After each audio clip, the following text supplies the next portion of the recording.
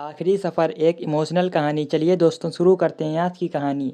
रंजना के पार्थिव शरीर को देखकर कोई कह नहीं सकता कितना संघर्ष से भरा जीवन रहा होगा उसका।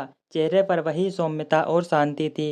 रोशनी टकटकी लगाए रंजना के बेजान शरीर को देख रही थी। आंखों से रिमझिम बरस रही थीं।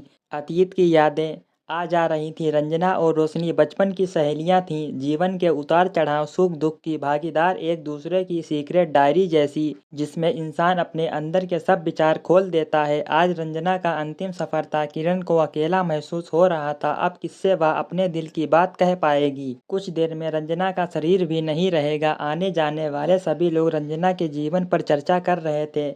बेहद शांत मधुर सादगी वाली थी रंजना। हर हाल में खुश रहने वाली, ईश्वर पर भरोसा करने वाली। इस तरह की कई बातें रिश्तेदार और अन्य आने जाने वाले कर रहे थे।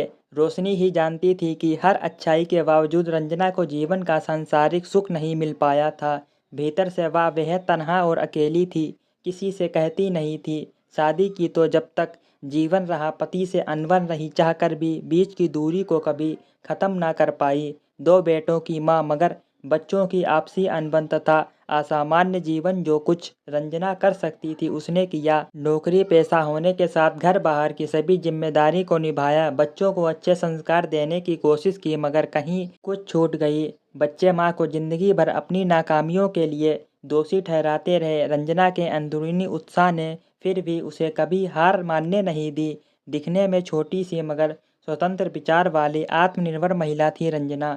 कल ही तो बात हुई थी। वह हमेशा यही कहती है, मैं अच्छी हूँ, मुझे क्या होना है। आज बिल्कुल खामोश लेटी है, जैसे कह रही हो अब आराम करूंगी, बेहद थक गई हूँ। तभी पंडित जी ने बेटों को आगे आ माँ के पार्थिव शरीर को कंधा देने के लिए आवाज़ लगाई। राम नाम सत्य है, सत्य बोलो सत्य है की आवाज़ गूंज उठी। रंजना का दोषी ठहराते रहे। रंजना के अंदरूनी उत्साह, आखिरी सफ़र शुरू हो चुका था। यही जीवन का सच है जो उसे एक नई सफ़र की ओर ले जाता है। रंजना अपने संघर्ष की कहानी अपने साथ ले गई और अपनी मिठास पीछे छोड़ गई। रोशनी ने गीली पलकों से रंजना को विदाई का आखिरी सलाम दिया।